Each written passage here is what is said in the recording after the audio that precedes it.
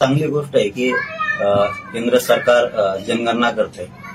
जनगणना होणं गरजेचं होतं, कारण इंग्रजांनी केलेली जनगणना होती, त्याच्यानंतर जनगणना झाली नव्हती। हे लक्षात येईल आता की जी फुगून आकडा दाखवला होता ओबीसीचा आणि जास्तीचं आरक्षण लोकांचं अतिक्रमण करून जास्तीचं खाल्लं होतं, ते तरी चांगली गोष्ट होईल। आता त्याच्यामुळे उघड तरी पडत की दूध का दूध पाणी का पाणी होईल, किती संख्या आहे काय आहे, हे तर चांगलीच गोष्ट आहे। पण मला असं वाटतं की जनगणना करण्याची आवश्यकता सरकारला नसावी, कारण बाठी आयोगानं आत्ताच रिपोर्ट दिलाय, त्या जरी शिफारशी लागू केल्या तरी पण भागतायत, काय जनगणना करण्याची आवश्यकता नाही।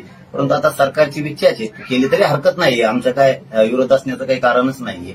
आणि हे करत असताना मात्र जी आयोग गठीत केला जाईल, आता जी समिती असेल जे काय असेल त्याच्यावरती लोक मात्र निष्पक्षपाती काम करणारे असले पाहिजे।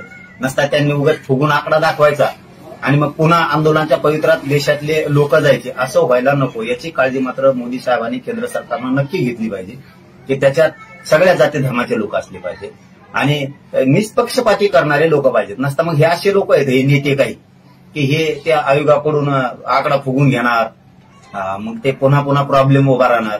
त्याच्यामुळं जसं बाठे आयोगानं काम केलं होतं निष्पक्षपणानं आणि स्वच्छ चांगलं काम केलं होतं, त्या शिफारशी सुद्धा लागू करायला पाहिजेत। पण आता जर नसल्या करायच्या तर येणाऱ्या आयोगात तरी किमान चांगले लोक असणं आवश्यक आहे।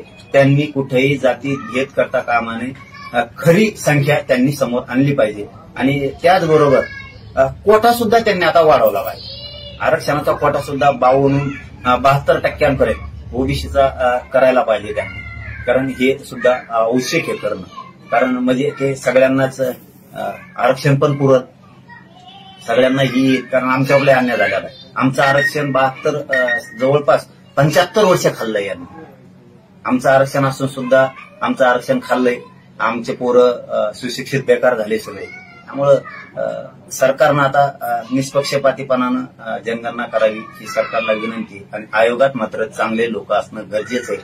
आणि जर माझी पुन्हा तेच म्हणणं आहे की एखादी वेळेस जनगणना करायची सुद्धा गरज नाही, बाठी आयोगाच्या शिफारशी जरी लागू केल्या तरी पण सगळ्याला न्याय योग्य मिळेल। खूप म्हणजे एकदा नाही दोनदा नाही 3 वेळा सरकारचा आभार आणि अभिनंदन। अत्यंत महत्वाचा, अत्यंत अनेक वर्ष ज्याची प्रतीक्षा होती या देशाला, तो निर्णय प्रधानमंत्री नरेंद्र मोदी यांच्या नेतृत्वात सरकारने घेतलेला आहे। मला त्याचा खूप आनंद वाटतो आणि मला आठवतंय मुंडे साहेबांचं ते भाषण, जेव्हा त्यांनी सांगितलं होतं की या देशामध्ये जातीनिहाय जनगणना झाल्यानंतर एक वेगळं चित्र किंवा एक योग्य चित्र सगळ्यांसमोर येईल। आणि त्यांचं ते भाषण कालही खूप व्हायरल झालं। त्यांची आठवण तर आलीच आली, पण या महाराष्ट्रात, या देशात अनेक लोकांनी वेगवेगळ्या राज्यामध्ये यासाठी संघर्ष केला, याच्या मागण्या केल्या, वेळोवेळी विचार व्यक्त केले, त्या सर्वांचे मनापासून आभार आणि सरकारचे तर त्रिवार आभार आणि अभिनंदन।